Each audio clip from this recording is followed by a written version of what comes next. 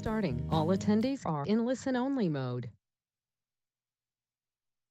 Good evening. The November 19th, 2020 meeting of the Harbor Commission is now open. And Ms. Rodriguez, would you call the roll, please?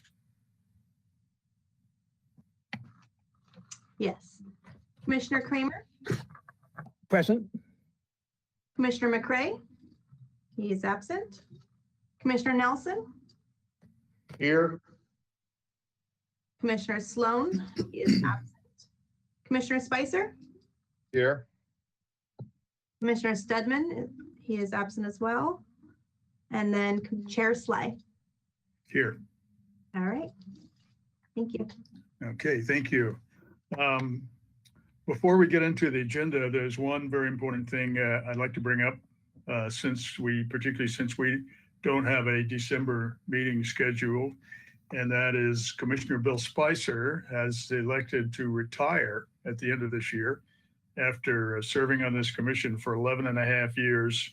I counted about 125 regular meetings, Bill, plus who knows how many committee meetings. And Mr. Spicer has served as vice chairman and chairman of this commission, and we, sorry to lose you, but we greatly appreciate all those years that you contributed to the Harbor and the Harbor Commission. Thank you. Thank you. Thank you. Much appreciated. It's been a pleasure.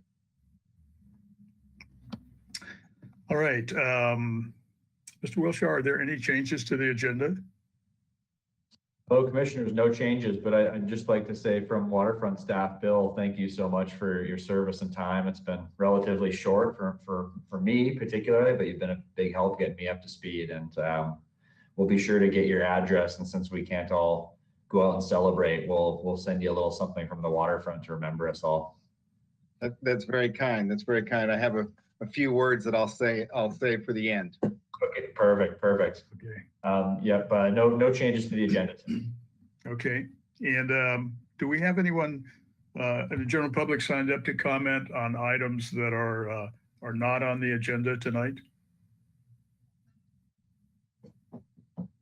At this time, we have one person with their hand raised, Christopher Voss. I'm going to unmute you and you may speak. You'll have 2 minutes. You may begin. And it appears that you're self-muted. Yes, good evening, Chair Sly and Commissioners. My name is Chris Voss, and I'm president of the Commercial Fishermen of Santa Barbara. And I want to take a minute to just recognize that we're in a very stressful period. And at the federal level, our governance is kind of strange. And I feel we're all very fortunate to have committed members of the Harbor Commission like you. To help reinforce the good aspects of local small-scale government. And you guys are awesome for dedicating yourselves to this and spending the time and energy to understand these complicated issues and make decisions on all of our behalf that affect all of us, but in some cases, are controversial. But I, for one, respect all the time and effort you guys put into it.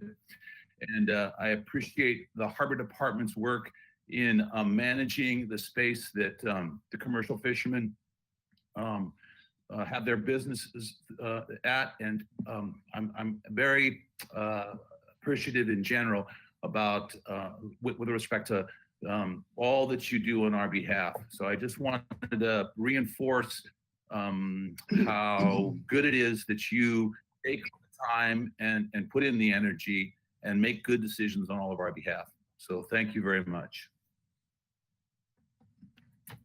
Thank you, Mr. Voss. We appreciate those comments.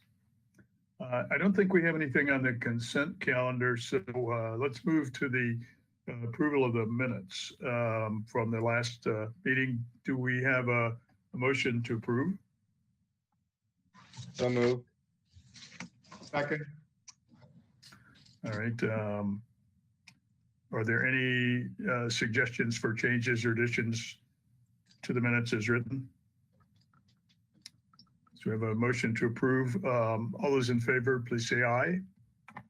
Aye. Aye. Aye. Aye. Okay, I think we're unanimous. And that takes us to the director's report. Mr. Wilshire.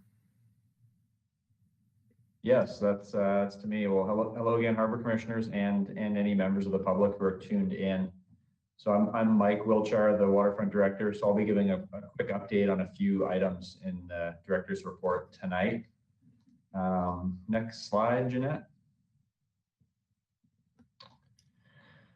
So I'll keep with our convention and give my ongoing COVID update with respect to the waterfront.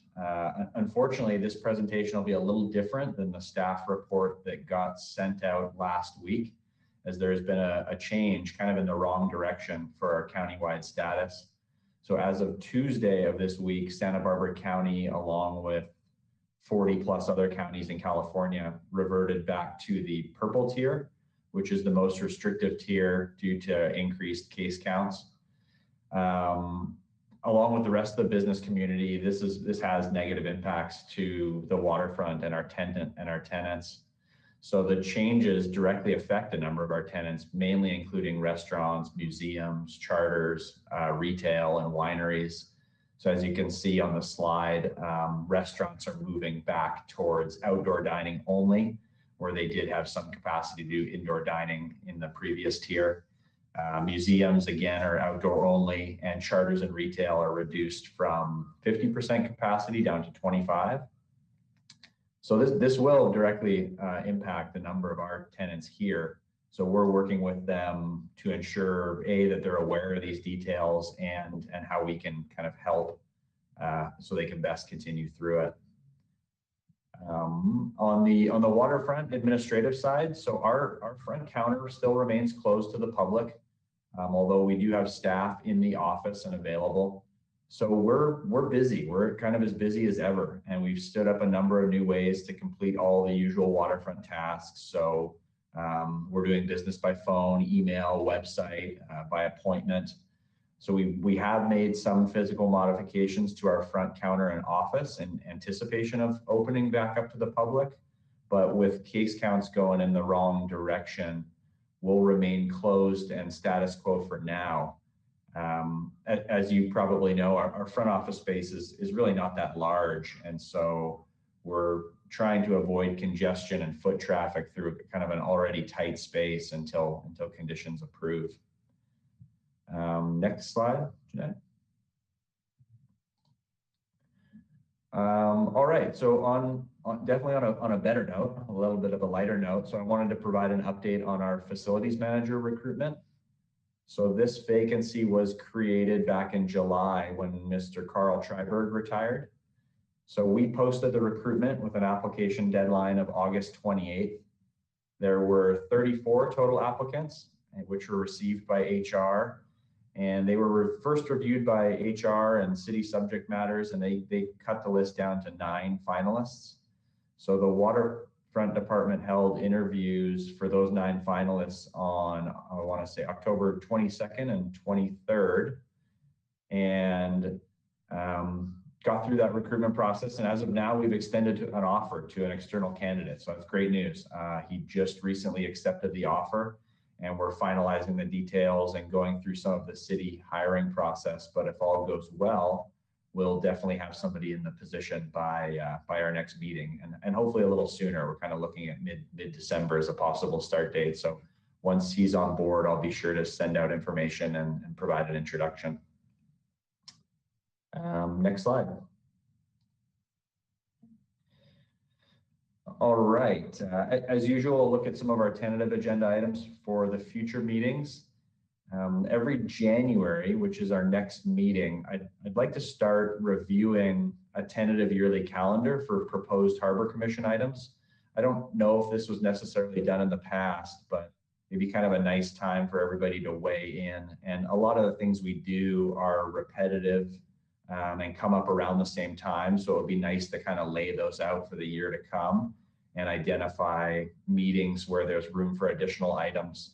This would really give the group an opportunity to weigh in on what we want to address and when we can address it, and kind of get an idea of the whole year and get a better picture of where there's time and when meetings are full.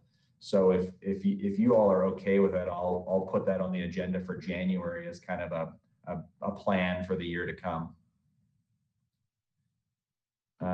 In addition, we're still kind of pending a visit from a presentation from someone from the State Lands Commission. That's still on our list. So I'll plan to include that in our proposed schedule for the coming year.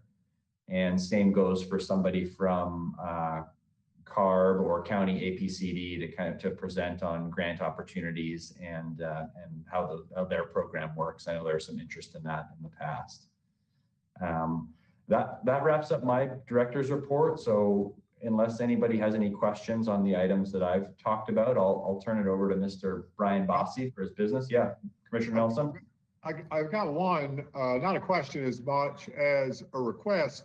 Obviously, I love seeing the presentation by State Lands Commission and a Q&A with them.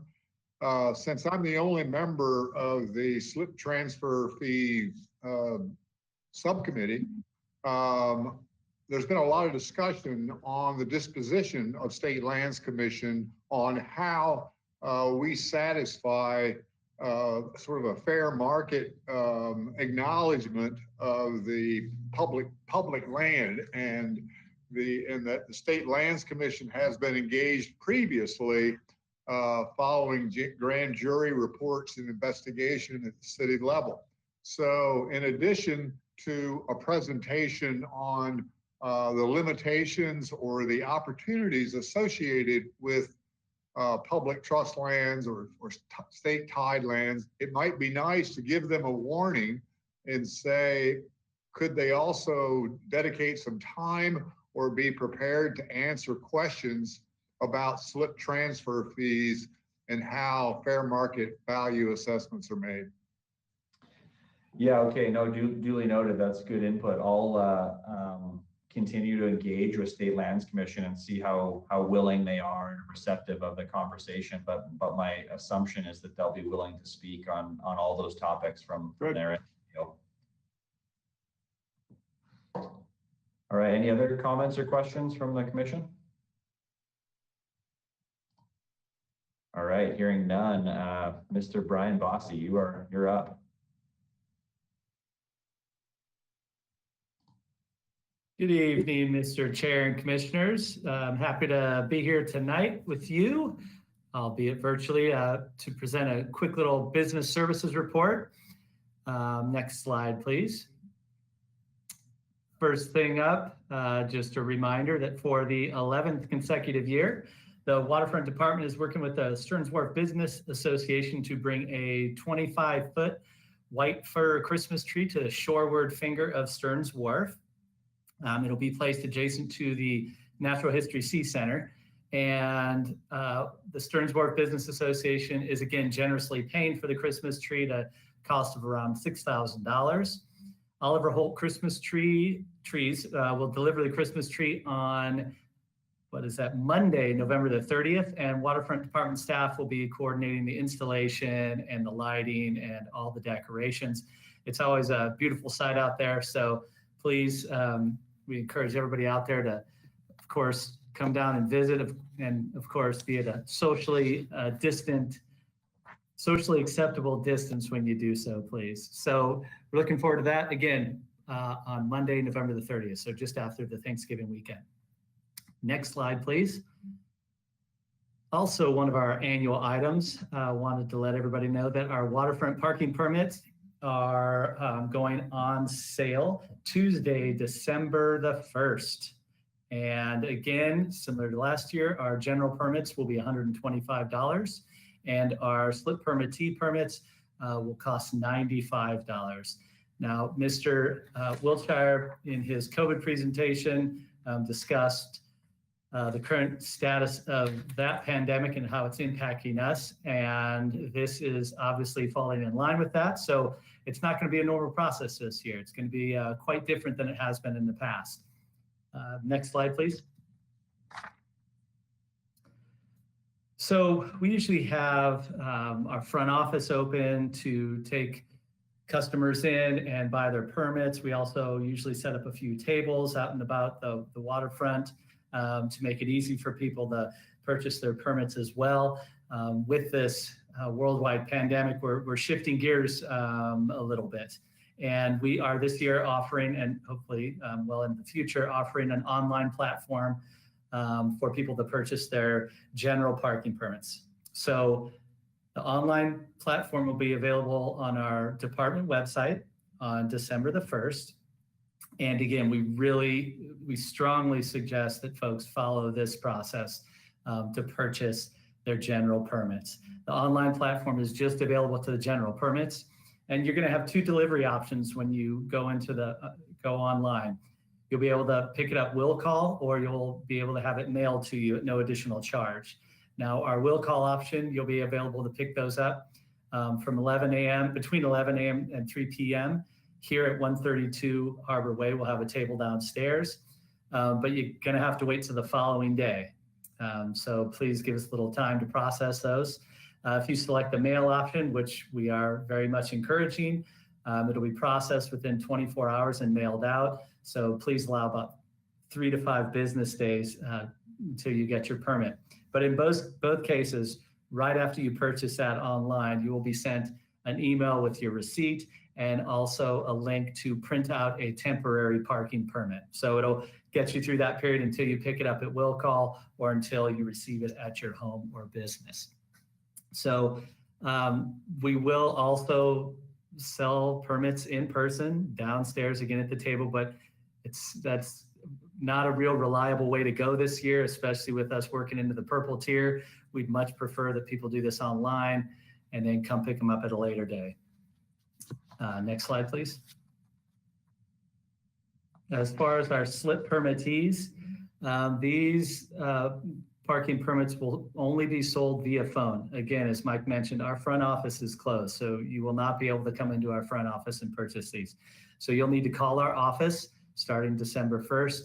I'll put the number up on the screen there, and you can do that Monday, well, every day between 8 and 5 p.m.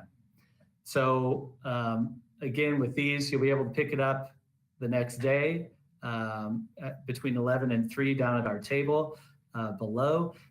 And again, if it's mailed, be aware that it's going to take a little time to get there. And same situation with this. Once you purchase it over the phone, we'll send a follow-up email with a receipt and a temporary parking permit if you need it that particular day.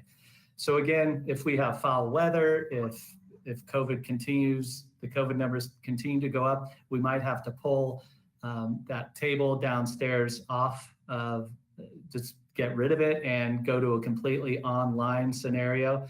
We're hoping that's not the case, but I don't think any of us knows what tomorrow's going to bring. So we're just advising people to please plan ahead, come in, or go online early, go online on December 1st, buy that permit. Don't wait till the last moment, because we're not going to be able to guarantee that you're going to get an actual permit immediately, but you will get that temporary pass. So please come on, go online, buy that permit as early as you possibly can. We'd really appreciate it and keep people safe.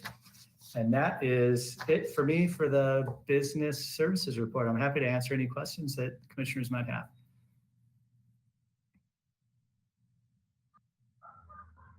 Okay, thank you, Mr. Vossi. You bet. Let's move to, was there a question? I thought I heard somebody. Okay, let's move to item number 4 on the agenda, the facilities management report. All right, well, that's back to me. So without our new facilities manager in place yet, I'll tackle this report again, although it could be my last, hoping to pass the torch to our new person in our next meeting in January. Next slide, Jeanette. So not a huge amount to report on this round, especially nothing all that new to you guys with respect to facilities, but there are a couple items that occur every year around this time. So the first item being our annual dredging operation. So as you know, our dredging operation is funded and managed by the Army Corps of Engineers. The harbor, our dredging operation serves a pretty key function. So really it keeps the mouth to our federal channel open and usable, which is critical for our operation. The additional side feature is the dredging operation is a really big part of our local sediment management plan. So by dredging the harbor, we somewhat mimic the natural long sharp flow of the sand by pumping the sand that is getting blocked by our harbor down shore to East Beach. And so the annual dredging not only maintains the mouth of the harbor, but it really nourishes our downshore beaches, which is a hugely important part of it. Some of the specs is that we're in the middle of a 3-year contract with Pacific Dredge. So they're the dredging contractor who won the contract with the low bid in 2019. And this 3-year contract was roughly $6 million. So our dredge program consists of 2 cycles per year. So one in the fall and one in the spring. And we're now nearing our fall cycle for this year. One really unique thing that I want to touch on about the Santa Barbara dredging operation is that Pacific Dredge uses the Sandpiper, which is pictured here on the slide. And it's an all-electric dredge. This is pretty unique, not only in California, but definitely nationwide. So this allows for a lot cleaner and quieter dredging operation as opposed to a typical diesel or gas engine dredge. And as far as timing goes, the fall cycle is tentatively planned to start the week after Thanksgiving, and it typically takes about a week to complete. So sometime between Thanksgiving and Christmas of this year, we're hoping to complete our fall cycle. Any questions on the dredging operation before I move on? All right, easy. Hearing none, I'll go to the next slide. All right, so nice photo there. Another annual process that occurs is our annual sand berm building. So there's one that goes up in front of Mission Creek and then one that goes up in front of the Santa Barbara Yacht Club. And this is also done as a part of our sediment management plan. And so these temporary berms are built as sort of soft or temporary structures to help guard against winter storms and tidal inundation. So this year's contract was awarded to Cushman Contracting, who performed this work the week of November 11th. So last week they completed it. They make pretty quick work of it. It typically takes them about a day at Mission Creek and then a couple days over at Ledbetter to complete the project. And just of note, as a requirement of the project, we also complete an avian environmental report prior to the project starting and then during the project as well. Let me see if I can get this up here. I do have a pretty neat video that was shot by our waterfront staffer, Chris Bell, during the construction. So let me go to the next slide and see if we can get that up.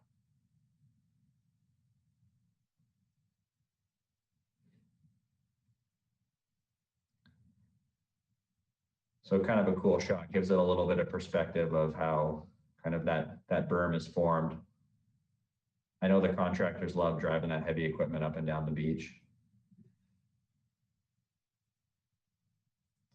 All right, that's all I had for now as far as facilities go. So again, happy to take any questions before I pass it over to Mr. Eric Engbretson. Yeah, Commissioner Kramer. Yeah, hi. I was curious, how come the Mission Creek berm is so much larger than it has been usually? And one of the reasons I'm a bit concerned that it's going to just create a very foul smelling and foul water conditions behind it. It used to be like that some years ago, and it's been much better recently, the last couple of years. But this is a huge berm that I don't remember ever seeing before. Yeah, honestly, I don't have an answer for that offhand. I'll check with Cushman, our contractor. I don't necessarily have the history on how those were sized before, but I thought it was fairly standard. It was the same contractor who's built that berm over the last couple of years as well. So I was unaware that it was that large this year. So I'll check with them and I can get back to you. Okay, I mean, I assume that I was guessing that the reason was that to especially protect the Stearns Wharf piers and pilings and so forth. But if we don't have any rain coming down Mission Creek, it's going to be quite a foul smelling mess in there. Yeah, it creates that lagoon. I mean, the general point of the berm large or small, is kind of what you just touched on, to protect Right. Stearns Wharf and try and kind of direct the water eastward as opposed to westward under the wharf. And so, but as far as the size of it goes, I'll look into how that gets specified. Okay, great, thank you. No problem. All right, Eric, I believe you're up. Thank you. Good evening, Chair Sly and Harbor Commissioners. My name is Eric Ingebretson, and I'm here to discuss a few items on things on the operations side of the Waterfront Department. Next slide, please. Many of you are aware, on Saturday, November 7th, Santa Barbara Harbor experienced its first significant weather event. We had gale force winds combined with 3 to 5 foot moderate swell. It created 2 noteworthy events one inside the harbor and also out in our anchorage at East Beach. It contributed to a sunken vessel in the harbor and a vessel grounding just between Butterfly Beach and East Beach. Currently pictured, the sailing vessel, or the mast sticking out of the water, belongs to the vessel Catalino, which sunk in the early mornings on December 7th. Harbor Patrol did respond. They deployed boom, and this was done to contain a very small amount of petroleum product that had entered the water or was leaching from the vessel. Agencies that were notified: whenever we have a small spill, or any spill for that matter, Office of Emergency Services notified, the National Response Center is notified, and the United States Coast Guard MSD detachment is notified. Next slide, please. In addition, we had the vessel Peaceful Warrior run aground, as mentioned earlier, just between East Beach and Butterfly Beach, approximately just slightly east of the cemetery. Multiple attempts have been made to contact the owner, which have been unsuccessful at this time. Folks that have been notified, the same as before: Office of Emergency Services, National Resource Center, U.S. Coast Guard, MSD, and then also, since this event ended up in county, on a county beach, the Santa Barbara County was notified as well. This particular craft created some issues to Fish and Wildlife, so that agency was notified as well. Next slide. And the following day, Sunday, November 8th, the Harbor Patrol responded with Patrol Boat 2 to a report of a downed kite surfer approximately 300 yards south of the Douglas Preserve.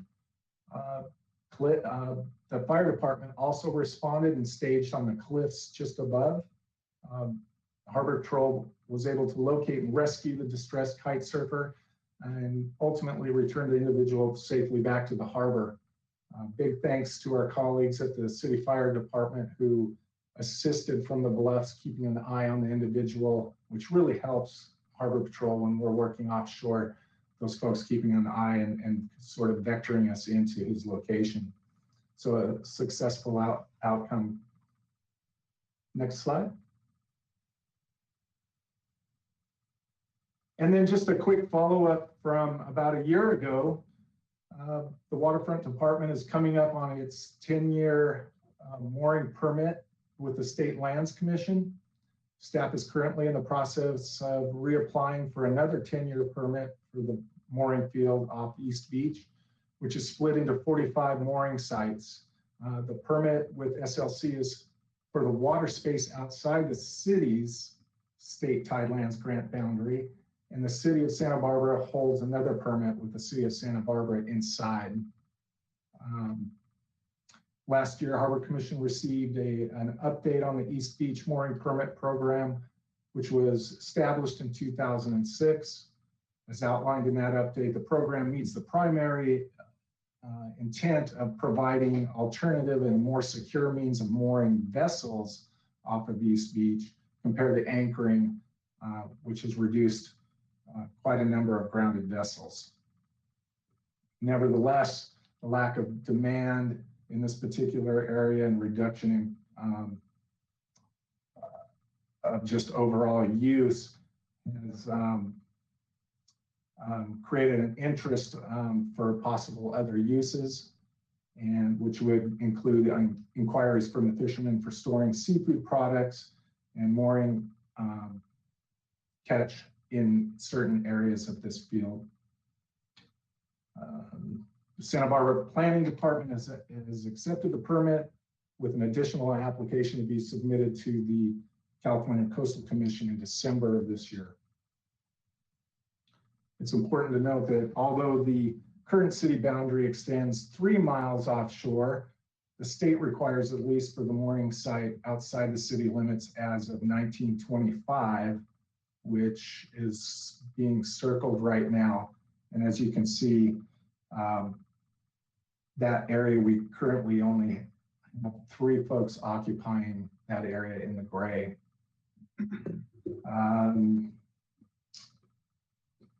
And that pretty much is the end of this particular report. I'd be able to answer any questions you might have.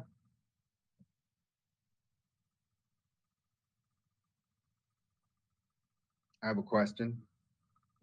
Sure. Thank you, Eric. Just real quick, the Peaceful Warrior, the ship that ran aground, do we know where it was moored prior to coming loose? Was it in the East Beach mooring area? Good question. It was not in our permitted mooring area. It would have been to the east at anchor, correct? Okay, that's all. Thank you. Welcome. And Thank you, Bill. Commissioner Spicer, thank you for your service. Much appreciated and great to, this last year. Thank you so much. So, and I have a quick question. If the state recognized the current city boundaries, if they weren't using a 95-year-old standard, would we not need to do this lease renewal periodically? I believe if the boundary was moved, you're correct. If it was, if that line was moved to the south, so our cursor that's going back along that line, if that was moved to the south, those permits would only be on our end, on the city's side, not with the state lands. But that's the boundary that they set. Do you suppose they would have any willingness to discuss using current delineation instead of 95-year-old delineation? Gosh, I think wouldn't be unreasonable to get that discussion going. I agree. Yeah, maybe an interesting telephone call anyway. I'm not sure. I'm not sure what they would think about that. Okay, thank you. Yeah, you're welcome. Yeah, and I welcome thought. It's kind of funny. I was thinking the same thing the other day when I was looking at it, going, gosh, close to 100, 100 years old. Why still that particular line? But worth a phone call. Thank you. Okay, thank you, Mr. Ingridson. Under new business, item on the agenda is agenda item number 6, which is an extension of a lease with NOAA. Good evening again, Mr. Chair and Commissioners. Real quick, before I get into the NOAA office lease extension, I want to go back to our parking permit sales and the online platform real quick.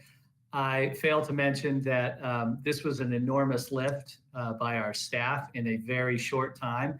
And I wanted to recognize Cesar Barrios, our parking supervisor, James Hatzidakis, our parking coordinator, and then Damian Goodall, who is our billing supervisor. They put this together in a matter of days, and it's going to be a great system that will kind of forge the path for the future. So just wanted to throw that out there. Okay. NOAA office lease extension, rather. Thank you. The National Oceanic and Atmospheric Administration, or NOAA, has maintained a presence in our harbor for many years. Back in June of 2013, NOAA relocated the majority of their office space for the Channel Islands National Marine Sanctuary out to a new building at UCSB. However, they did maintain a small footprint here in our harbor. So in addition to their vessels currently in the Santa Barbara Harbor, they also currently maintain 2 offices and a storage space, which combined equal about 452 square feet. And they're currently in a 3-year lease, and they would like to add on a 5-year extension, so an amendment to the current lease agreement. The 2 vessels they have in the harbor, just if you were wondering, are the Shearwater and the Sharkcat. The office space is located on the south side of the Marine Center building at 113 Harbor Way. Next slide, please. So there are no changes to the existing terms other than obviously the term, proposing a 5-year extension to the existing 3-year lease, and then a change in their monthly rent to $1,505 per month. That's the equivalent of $3.19 a square foot. And that is about an 8% increase over what they're currently paying now. So NOAA is considered by the department to be a tenant in good standing. They're prompt with their rental payments, and they have no lease compliance problems on file with our department. So with that, I'm happy to answer any questions that you might have. If nobody has a question, I would put forth the motion. Oh, go ahead, Betsy. Yeah, hi, Brian. I'd like to piggyback on your parking. I have a question that I didn't ask it earlier. Will the waterfront be joining in with the rest of the city in terms of having robots, and no longer having the kiosketeers at the entrances?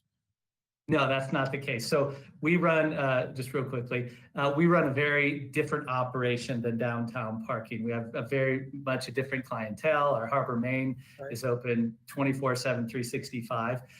So we have no plans of going to the strictly automated program. We need a kiosk at Harbor Main. It's good to have somebody there. It's additional eyes 24 hours a day. And it's also a good thing to have out on the wharf as well. So no, we're a completely different operation. Right. Will you be having license plate readers in addition to the kiosk tenders or not? Yes, we've had license plate recognition readers since 2014, I believe. Okay. So yeah, and it's strictly for ingress and egress. It scans the plate. Right. See, opens if it's got a permit, doesn't open if it doesn't. Same thing on the way out. Okay. And great. so we Thank went you. through it. Yeah, you bet. Okay, thank you, Betsy. Bill Spicer has made a motion to approve the NOAA extension. Do we have a second? Come on, Betsy. I'll second. Okay, thank you. I think our small force here, I think we could just do a voice vote on this. All in favor of the extension approval, please say aye. Aye. Aye. Okay, I think that is unanimous. Thank you. And Mr. Bossi, I guess you're still on the hook for item number 7, the Waterfront Department fiscal year 2021 first quarter budget review. Yes, I am still on the hook. I'm glad to be here. So this is something that we don't usually do with the Waterfront Department, is a first quarter budget report. However, again, you'll notice a theme: COVID, pandemic, as with everything else in our world. So I believe it was at the last meeting, request was made to come and give you an update. So happy to do that. Just before we jump in, looking back at how we finished fiscal year 2020, again, we had about 3.5 months of the pandemic, significant impacts to our parking operations as well as our leasing operations. We fell short of our budget estimates in the revenue category by about a little over $800,000. And then once you add on the rent deferral program that a number of our tenants participated in, that was another $400,000. So really, we ended up a little over $1.2 million below what we had anticipated to take in on the revenue side. At the same time, we came in far under in our expenditures. Lots of cost savings were implemented in March and April. But as you're aware, this pandemic continues and there's no end in sight. So for the first quarter, we continue to be offering the rent deferral program. And so that has obviously had an impact on our lease revenues. So the sheet you'll see up on the screen shows our 4 primary revenue categories. The next column has our 3-year average from July to September, the 3-year average, and then what we took in as far as actual this year. And then the following column has our budget, and then what percent of the budget does that equal? So with our property management, again, significant issues with COVID. We have found that our commercial leases overall, both Stearns Wharf and the Harbor, were down about almost 9% or $56,000 versus last year at the same time. Our food service leases took a significant blow. As you know, they have been going in and out of takeout only, partial dine-in. We've been working with a lot of our restaurant tenants to move into the outdoors where there is space available. And they are down, our restaurants, about a little over 27% or $279,000 versus last year at the same time. So the rent deferral program continues to be in place. Over the past 2 weeks, City Council has discussed that and decided last week that the rent deferral program will end on December 31st of this year. So beginning January 1st, rents for January for all of our tenants will be due as normal. So we have about another 1.5 months of rent deferrals. As far as financial management is concerned, it is lagging behind, but we'll finish the year on budget. As far as parking services are concerned, we have seen an uptick versus the initial months of COVID, but it's still down 17% over last year, about $156,000. On your the attachment to your staff report really gives you a good idea of a lot more details to all of our parking lots and all of our different revenue sources. And I encourage you to look at that. A number of increases. Cabrillo East and West parking lots were up significantly, but please remember that's not because a ton of people are parking down there. That's because last year at this time, if you recall, most of those lots were closed due to the construction of the Cabrillo Pavilion project. So it's a little skewed in that sense. I wish they were actually up as high as it would appear. As far as our marina management, it's down a little. Well, hold on. It's above our 25% through the year. One good spot, as I mentioned back in September, at the end of the year report, was that our slip transfer fee revenues continue to be a good source of revenue for us. They're down a little bit over last year, but I believe we've had about 31 of those and a little over $400,000 in revenue on the slip transfer fee revenues. So those are our revenues. And if I could go to the next slide, please. These are our expenditures. And as I mentioned back in September at the end of the year report, we really, in April and May, sat down and adjusted our existing 2020 budget, but also our proposed 2021 budget. And you can see the result here. We're definitely a little bit below our budgeted amounts.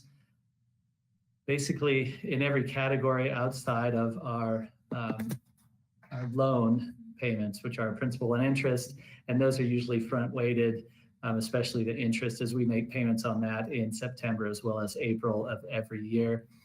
Our salaries and benefits continue to be below what we had budgeted for, and that's because we've left a number of positions open. As Mike mentioned, we're just hopefully getting our facilities manager here in the next few weeks.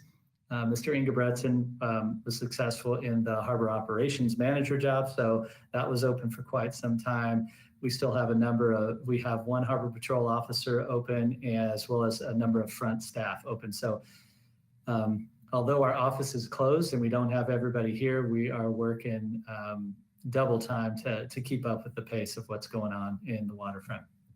Our allocation supplies and services also down, as well as our special projects. That's used to be a much higher number, but as you recall, the waterfront shuttle, MTD waterfront shuttle, and our share of funding that, about $300,000 a year, was canceled. So that has saved us a considerable amount of money, as has the unfortunate consequence of COVID and the canceling of July 4th. We didn't have to spend that money. So those expenditures are down considerably.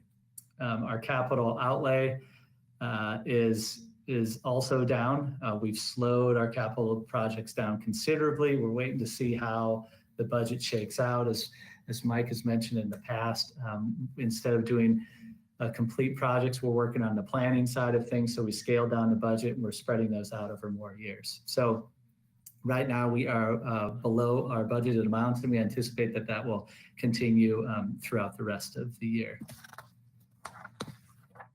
And I believe that's it. It's a trying time. Our tenants are struggling. We are struggling, as you're aware. We are an enterprise fund. We get no support from the city's general fund, so we operate essentially like a private entity in many ways, in that we have to generate our revenues and we have to be responsible for our expenditures. So it's an interesting time.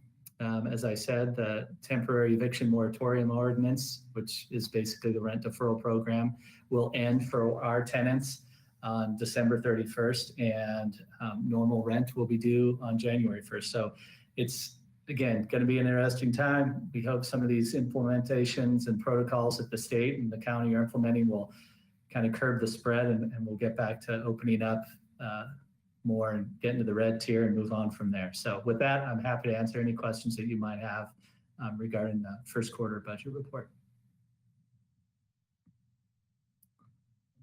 Brian? Yeah, Mr. Spicer. I guess just one thing is, with the January regular rent becoming due, and with the national news on the pandemic situation, is there any thought of revisiting the rent deferral?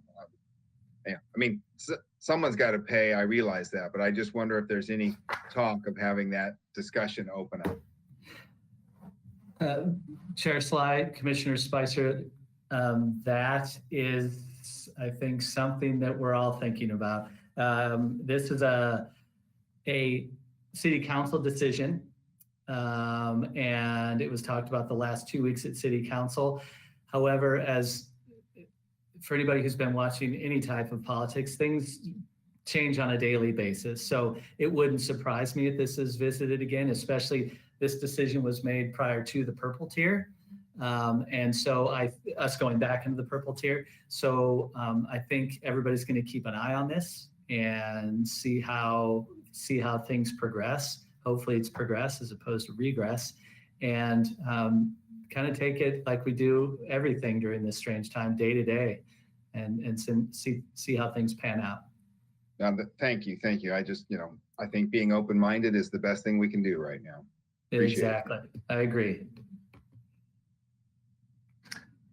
So Brian, we have on our books in our first quarter revenues, we have a $400,000 account receivable approximately, right? And at the end of the year, that potentially could be $700,000 or $800,000. And I think in here somewhere you said that starts to be paid via double rent payments in March. Is that correct? Chair Slide, not exactly. So basically every quarter, if you were to take it quarter by quarter, we have approximately $400,000, roughly, more or less, in deferred rents. So $400,000 for that last quarter of 2020. For the first quarter, roughly another $400,000, and then the quarter we're in, likely another $400,000 in deferred rent. We work on an accrual basis, meaning if we receive that rent or not, it's booked. So that's why I keep saying, you know, when I look back onto the year end, we were short $812,000, but please remember, you got to add on that additional $400,000 that we're still waiting on. So it's $1.2 million. So essentially what happens is in April, on April 1st, when your April rent is due, you would be, if you're a tenant, you would be paying your April 2021 rent. And then if you opted into the rent deferral program and it included the month of April 2020, you would be paying that on top of that as well. And it would go forward. So we started out with about 21 of our 61 tenants in the rent deferral program. A lot of them opted in, not knowing how their business was gonna fare. Since that time, we've had a significant reduction over time. We're down to about 12 or 13 tenants who are currently participating in the program. About, I believe, 5 of those are our restaurants and the others are other businesses, retail and commercial. So again, it's roughly about $400,000 per quarter, if you will, in that we're not seeing up front due to these rent deferrals. So it's going to be a trying time coming up. So hopefully it's given these folks the ability to manage their businesses accordingly, but it's going to be an interesting time. It's not easy for anybody. Okay, thank you for that clarification. Other questions on this? All right, thank you. I guess Mr. Bossi will stay in the seat and address item 8 on the agenda, which is the capital improvement plan update. I'm actually going to hand this over to Mr. Wiltshire. Okay. Tag, you're it. I thought if it had numbers in it, you were always in the chair there to explain it. All right. I'm happy to wing it, Mr. Sly, if you'd like. But I'll let Mr. Wiltshire take it. Thank you so much. Yeah, don't consider yourself so lucky to get that much of Brian tonight. You're stuck with me. So actually, before I start on this item, I'd like to get back to Commissioner Kramer on the Mission Creek berm. So I got a piece of information that helped answer your question, Betsy. One of our staff members, Chris Bell, just reached out to me and reminded me that, so when that Mission Creek berm is constructed, we strategically take sand from the mouth of Mission Creek, kind of creating a preferred area for it to breach. So we basically create an area that we would prefer it to breach as opposed to breaching under Stearns Wharf. So that was done again. So despite the size of the berm, they did kind of construct a more preferred area for Mission Creek to breach in, and they scoured sand from the mouth of the creek. Right. So I don't know if that totally helps and answers the question, but it was I thought it was relevant and seemed like it's certainly relevant. It is. I mean, whether it survives and how it survives will depend on the strength of the storm. I mean, right. At this point, it's a huge barrier. Yeah. Okay. Well, with that, I'll get on. Looking into it. Appreciate it. No problem. It's good for me to know as well. So yeah, back to me again. So again, the capital improvement plan update. So this is something that's typically handled out of our facilities division, but I'll be given an update this go around. Let's get on to the next slide. So I'll take a minute and just give a little bit of a background on the city's capital improvement plan and process. So every 2 years, as a part of our regular 2-year budget cycle, council requires the city to put together a list of proposed capital projects for the next 5 years. So in this case, the upcoming budget cycle that we're approaching is the fiscal year 2022 and fiscal year 2023 budget cycle. And so this capital improvement program will include proposed projects for FY 22, 23, 24, 25, and 26. So it's really a 5-year planning document. And something else to note is really only the projects that are listed in the next 2 years, so FY 22 and 23, those are the only projects that are actually being budgeted. The projects in years that are further out are really just kind of unfunded planned projects.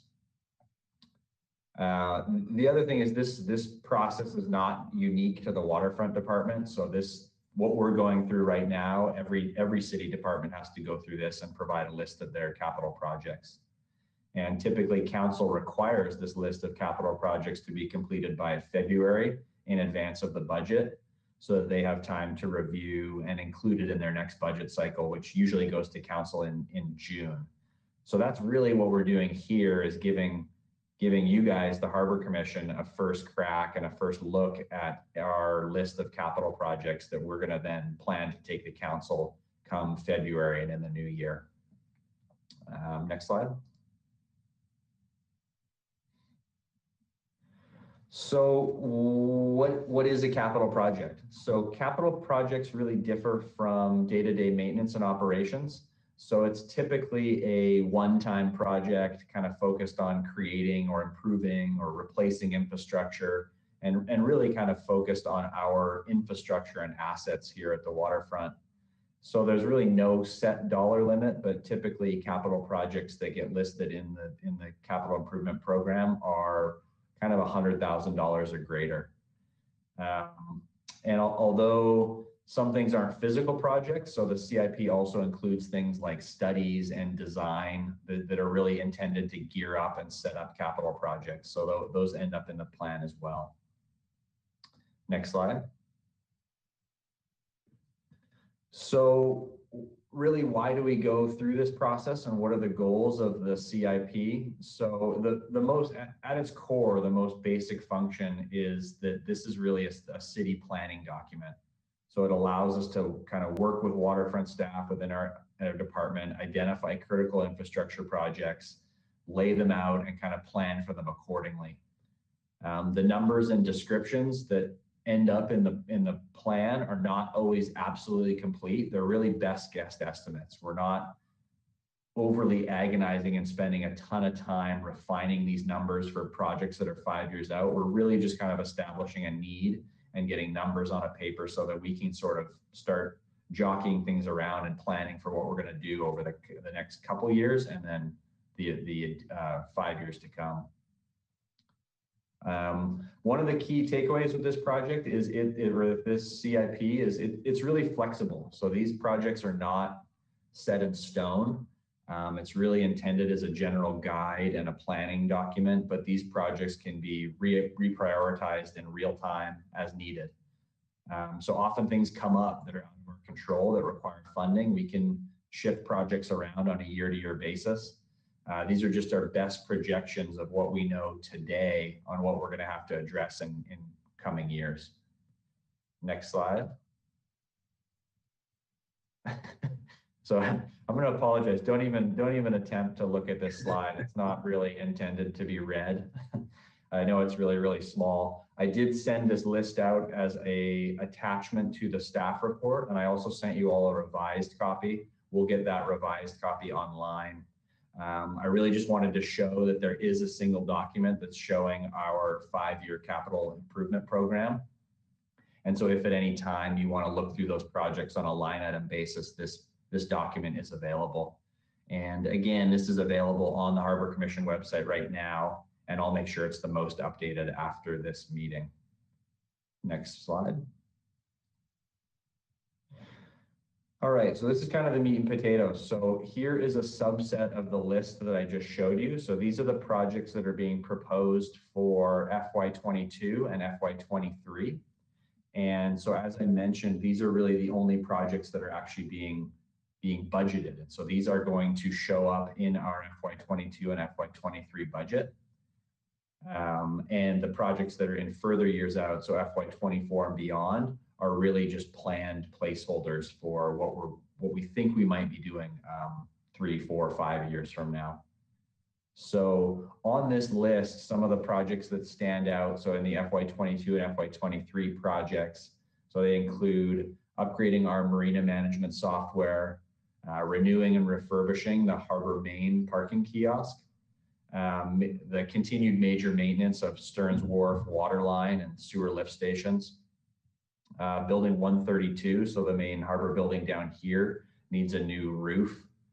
And some design funds for Ledbetter restroom improvements, and continuing the replacement of the city pier hoist. So as you know, there's 4 hoists on the city pier. 1 was replaced last year. It was kind of the intent to stage through those hoists 1 through 4 and do 1 a year as we can. And then I'd like to call out one unique line item that's specific to sea level rise. So I know Betsy's very aware of this, as she's on the sea level rise subcommittee, and Commissioner Sloan as well. But the city's been doing a lot of work putting together the sea level rise adaptation plan. And that has pretty broad reaching effects on all departments, obviously us as well, because we're kind of the front line for sea level rise. So in our FY22 budget, we've identified $100,000, and this is really money to begin the process of further studying how we'll be tackling the effects of sea level rise. So the existing adaptation plan, the way I see it, kind of calls out 4 really major near-term actions that affect the waterfront.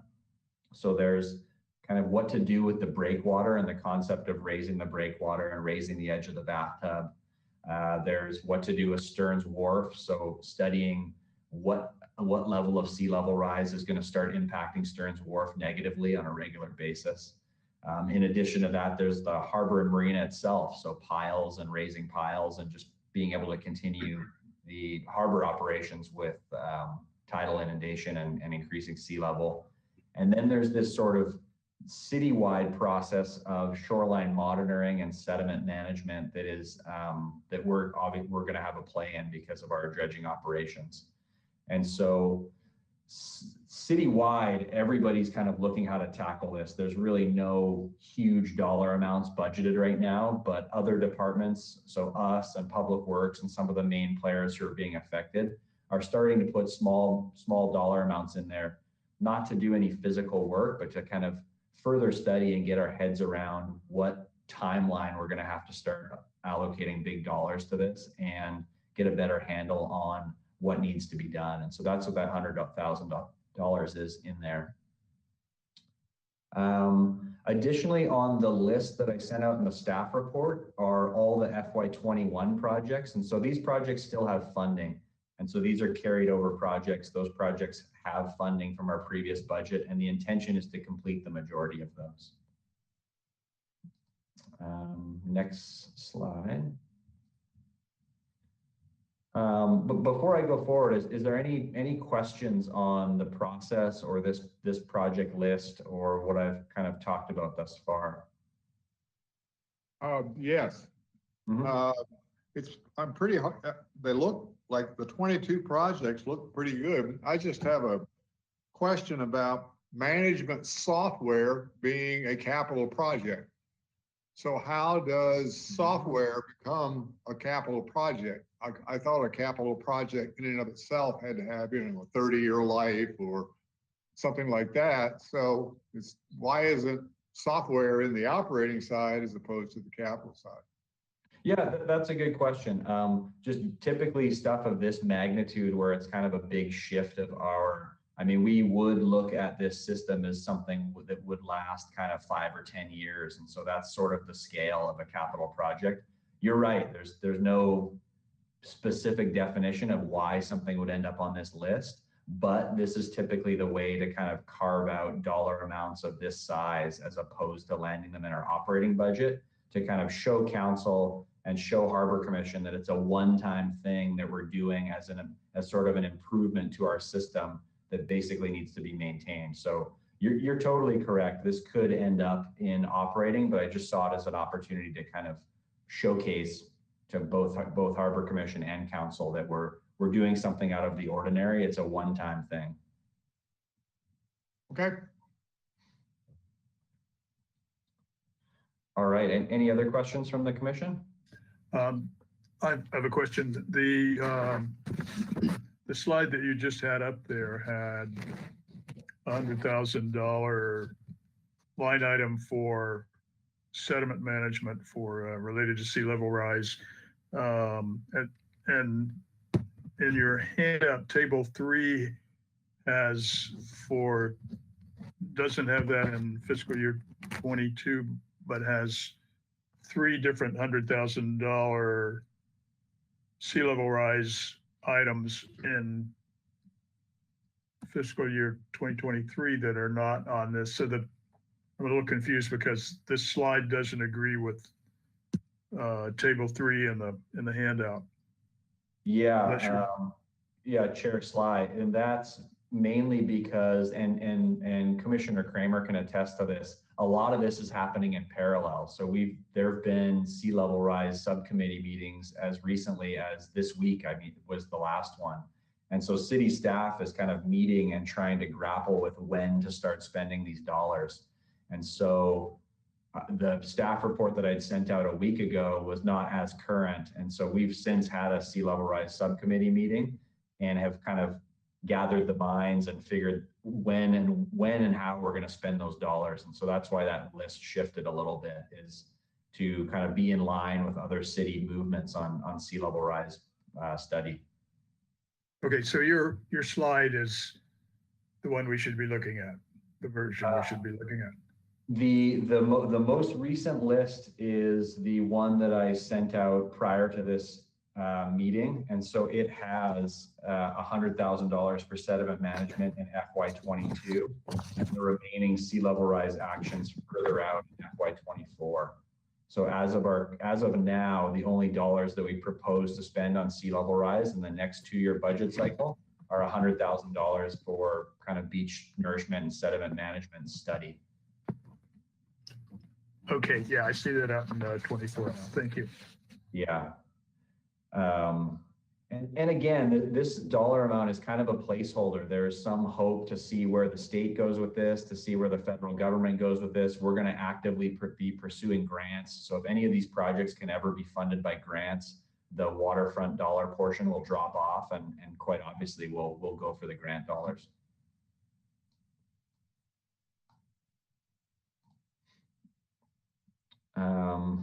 All right, so next slide. So this is really the recommendation to the Harbor Commission tonight. So again, the entire list of 5-year projects is provided in the staff report, and I'll provide the most updated one to you. I'll get the most updated one on the website shortly after this meeting. The FY22 and 23 projects are really the important ones at this stage. And I really can't stress enough, there's a lot of flexibility with these projects. So the next 2-year budget cycle will admittedly not necessarily be our standard budget cycle. There's going to be some pretty serious impacts with revenues due to COVID. There are going to be unknowns, and we have to give ourselves time to kind of see where those future revenues come in. So there's a very real possibility of having to adjust these project totals once we actually get to FY22 and 23.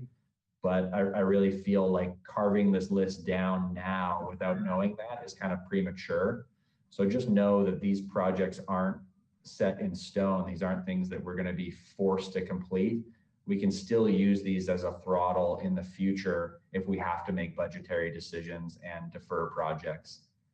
So with that said, it's not lost on me that building up a giant backlog of deferred maintenance, it doesn't make them go away. It really just kind of compounds the problem down the road. So, but capital projects are often used as the first on the chopping block when there's hard times to kind of adjust and save some dollars. So you can do that for a year, a couple of years until things get better, but you really have to kind of keep doing these things or else you're going to get into trouble down the road. So I put this recommendation up to you to basically approve our capital improvement plan and allow us to move forward with it to council. And so again, I'll stop now and take any questions, and maybe I'll check with Angela too if there happens to be any public comment on this. At this time, there's no public comment. I have one more. I thought when the presentation was made to us about sea level rise, that it was the city coming to grips with this huge billions of dollars of impact, either, you know, and it was unsure, the presentation was not quite sure how funding was going to be achieved. Were we going to do federal funds? Were we going to do bonding? How are we going to do it? So are other agencies, Public Works, for example, suddenly starting to budget for sea level rise? I mean, I'm not saying we shouldn't be budgeting for sea level rise. I'm just saying, are you being asked, or is the waterfront department being asked to budget for sea level rise? Yet other agencies, Public Works, Parks and Recreation, they're waiting to see whether or not there's going to be a citywide municipal approach to funding. Yeah, Commissioner Nelson, that's a great question, and you kind of hit the nail. It's really hard to plan and budget for sea level rise. I mean, we're talking something that will span basically generations. And so the city is kind of leaning on the Sea Level Rise Subcommittee and the members of council and the members of Harbor Commission and other commissions who are on that committee. And there's been some really informative discussions going on in that arena. And so in short, I can tell you that Public Works and Waterfront is starting to budget in the near term for these sort of studies and things. You're very, very right. The concept of raising the breakwater, raising Stearns Wharf. I mean, these are tens, possibly hundreds of millions of dollars that nobody has any idea how we're going to pay for. But the city is starting to carve out smaller dollar amounts to better study that. And so to get an idea of, is that something that is going to be triggered in 20 years, 30 years, to kind of just know what we're going to do, get a better idea of how to tackle it as opposed to kind of waiting for it to come to us. Okay. No, I see a, budgeting challenge, as you were suggesting or hinting about, that, let's face it, this is not going away. And we're looking at budgets that were made pre-COVID, and budgets, post-COVID are going to be very, very different. And that's going to include investments in capital projects. And so part of me says, well, if the city and other agencies are going to wait, are we going to suffer? Because are we going to suffer from that and defer really, really important projects, maintenance or deferred maintenance projects, because we are designating funds for sea level rise, and then lo and behold, we lose the money. Our projects get lost, but projects at Public Works or Parks and Recreation, they continue, and their sea level rise commitment is funded by a broader, larger municipal effort. I'm worried about us, I guess. No, I share the same concern. It's a really good line of thinking. It's not lost on me that every dollar we spend on sea level rise this year is dollars that we can't spend on capital maintenance projects. So $100,000 is a relatively small amount, and so it is a bit of a gamble. And so we're kind of leaning on this collective group of experts with the Sea Level Rise Subcommittee and all the work that the city has put into it, and making decisions on that gamble. And so who knows, maybe my children will say, hey, you were on the right side of history for budgeting for that. Or maybe we'll just create a plan and it'll sit on a shelf for 20 years. And so it's a really tough thing to do right now. Okay, I just hope when you say there's real flexibility, I mean, there's no project on that, FY22 list that's objectionable.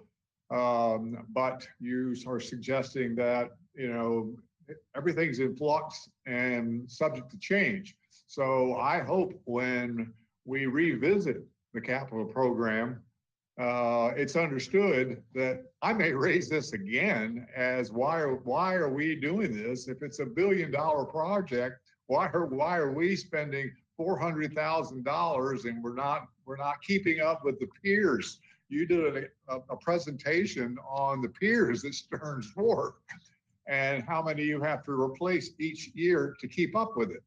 And so I'm one of those guys that says, well, $100,000 is not going to address our problems, our billions of dollar problems. So I guess I'm going to vote for this recommendation, but reserve the right to be annoying and obnoxious later on when we start to Wouldn't look at expect anything different. That's right. Commissioner Spicer can get all the digs in now. It's his last. No, Commissioner Nelson, I don't see it as annoying. I think these are the conversations that need to be had. So these dollars need to be scrutinized and they need to be talked about. And that's kind of what we're doing. And so I think in all likelihood, as we go, these dollars may kick further down the road. But right now we're kind of giving a nod to this is a really serious problem. And so let's start kind of at some point, the city needs to decide to put a little bit of money where their mouth is and say, hey, we actually believe sea level rise is occurring and could be a real potential problem. So, and that's kind of this nod to that. But I hear you loud and clear. Okay. Commissioner Kramer? Yeah, hi. I also will vote for it because this is a plan and this is, plans are a good thing to have but aren't necessarily set in stone. I wasn't sure whether this was the time to talk about the subcommittee meetings or whether it was under the assignment report after this. So it's up to you. I've got a couple of things I'm happy to talk about. But yeah, if you want to talk about sea level rise stuff, I think this would be an appropriate time. okay, well, we've had 3 meetings since the last Harbor Commission meeting. I'd hoped that Jim Sloan would be here to talk about the one before last. He wasn't there yesterday. Our last meeting was on yesterday. Interested to hear what you were saying about putting money aside because that's something that has been mentioned sort of in passing. There's been really basically no talk at these meetings at this point of how much specifically things are going to cost or how they're going to be funded or whether it will be, as Michael was saying, out of the citywide or individual departments. It really has not been on that level of discussion. What it's been basically is looking at the report that was available. This is the preliminary report at the time Melissa Hetrick spoke to us, and trying to decide what to prioritize. We've finally sort of come to that yesterday and come down to a series of priorities. And initially, the harbor was not in the top near-term priority. It now is. And I asked yesterday exactly what is meant by harbor. And she said, did it include Stearns Wharf? And no, it doesn't. And yet at the prior meeting, Councilmember Eric Friedman said that in his opinion, Stearns Wharf should be included as the near-term priority. But none of this is specific at this point. It's really just trying to decide how to proceed, I think. Where the next meeting will be on December 2nd, maybe, but the major meeting for sure will be on December 9th. And there's a 2-hour meeting starting at 9. And at that point, we all will go through the various things that they've added into the report that various commissions around the city and various individuals have suggested should be there, and to finalize the report to be presented to the council, who will then decide whatever they will decide. It's sort of like was thinking it's rather like looking at making a sausage. There are no answers, basically. It's no one knows what's going to happen or how much sea level is going to be. It's assumed it's going to be within 8 or 10 years, we might see a certain change, but we don't know. And all the numbers, most of the numbers keep changing, and we are dependent upon Cosmos predictions. And so it's up in the air. I'm glad to see that the waterfront is putting aside some money for this, because it's going to be incredibly expensive, all of it. I asked whether there's any consideration being given to extending the breakwater to protect the yacht club in that area. And at this point, no, that's not being considered. But it can be considered, you know, in a year or two. And basically, the impression that I have is that nothing is going to be done for the next couple of 2 or 3 years. But then after that, probably then we'll begin to get some detail. So it's very interesting, and everything is online. All the presentations of the PowerPoints are online and on the subcommittee website. Videos of the meetings are also there, I noticed this afternoon, and I'd encourage everyone to take a look at it and come and ask questions. You can ask, no one asked any questions at yesterday's meeting. I mean, no one from the public asked any questions, and that's kind of disappointing. So that's my report.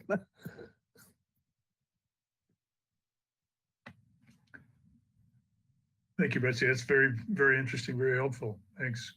Sure. So other questions on the CIP from anyone?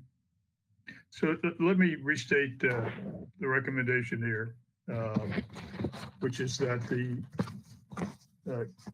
commission approve the Waterfront Department's proposed 5-year capital improvement plan. Do we have a motion for that? Yeah, I'll move that. And a second from anyone? I'll second that. Okay. Again, probably a voice vote with just the 4 of us. All in favor, please say aye. Aye. Okay, that is unanimous. Thank you. Commissioner Spicer, I haven't forgotten that you have a few words you want to say here, so I'm going to wrap up these last 2 agenda items and then come back to you. Very good. Mr. Wilshire, commission and staff communications, in addition to what we've already talked about. Let's see, just a couple. Well, yeah, I'll hold off on the thanking Bill again. But just a reminder that our next meeting is not till January 21st, 2021. The December meeting's canceled, so I just wanted to say happy holidays, and in these weird times, be safe and everybody try and enjoy themselves at a distance out there. One other additional thing with Bill wrapping up his term. So we did receive 1 applicant through the advisory group recruitment process. So council's going to make their appointments on December 8th. This applicant did interview with council and appeared to be a good fit for the group. So all my assumptions point to we should have a new member for our January meeting. And after December 8th, once the appointments occur, I'll reach out to this applicant and make sure that I do a little bit of onboarding and kind of get them prepped and introduce them to what needs to be done, and so that they can show up in January and be productive. And that is all I had. Okay, and there's final item here, which is always confusing to me, called Commission Member Committee Assignment Reports. Do you have any words on that? Commissioner Nelson, I think the slip assignment I did meet, so this would be a good time to kind of provide an update on that. No, I was just wanting to let everyone know that the slip assignment subcommittee did meet, and there was what can only be described as a robust discussion. There was actually a back and forth involving slip holders and the general public, and I think we're going to break it down into the principal concerns that were raised by slip holders. And one of those that we are going to deal with initially is, in fact, the county's assessment operation. And Mike is going to reach out to them to perhaps bring in a representative from them to talk about how they establish fair market value of a slip and how the assessment is actually made. So that's that one. Personally, I am not on the budget subcommittee, and I don't know how the budget subcommittee meets. Is it sort of programmed? But I really see a budgeting challenge ahead, and I think that subcommittee ought to engage in this process, because the presentations that Brian made today were very, very interesting, but they also told a scary story. I mean, some of those categories are off by 50%, 20%. I mean, they're huge. So how we shape the budget to deal with this is, I think, going to be of critical importance. And I'm aware that the Harbor Master Plan still exists. And if it's mentioned in the local coastal plan update, it's still being viable. What role does that Harbor Master Plan play in the budget decisions, the hard budget decisions that we're going to have to make in the next, 6 months or so? So just a sort of a shout out to the budget subcommittee.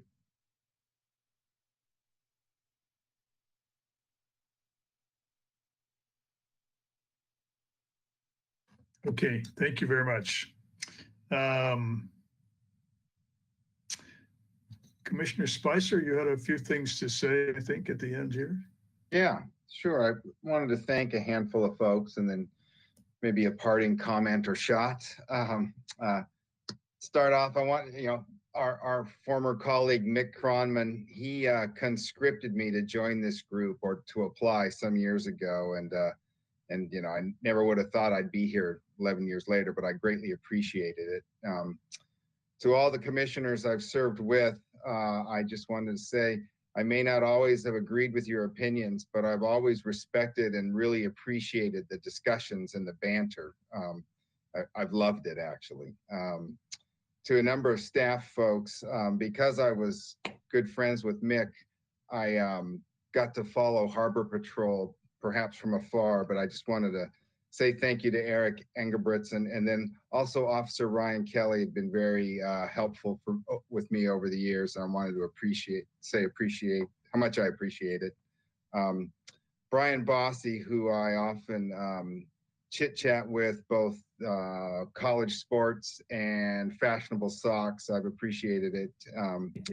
And really the single staff member who's helped me the most over the time, and I'm not sure if she's still with it or if she's with us tonight, but Jeanette Przinski helped me so much when I was chair, and if I got lost or confused or didn't know what the procedure was, she was always so kind and helped me, and I greatly appreciated that.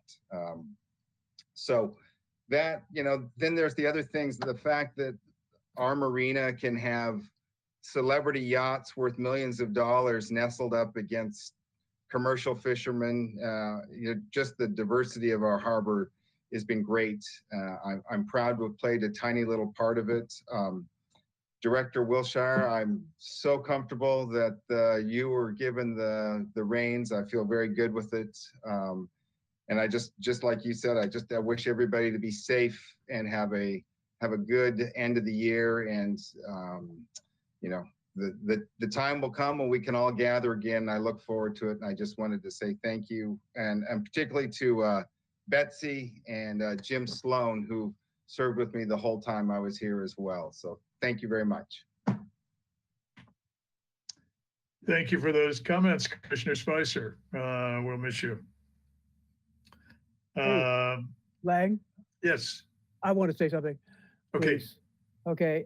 And I want to thank you, Bill, for all the time that you've been here. I mean, it's been, you've absolutely made the commission for me. I mean, it's not just about dollars and cents and infrastructure. It's really about people, the waterfront is, I think. And I've so appreciated your humanist perspective. And it was also fun being on the parking committee with Thank you. Elaine Weber. And it's just been tremendous. And I'm sorry that you're resigning, but I understand for sure. Appreciate it. Thank you very much. I was on and Mick came by one day and he said, you know, I said, I've got somebody really great who should be on the commission. I said, he said, I think you'll like him. And I sure as hell have. So thank you. Thank you. Very kind. Not kind, true.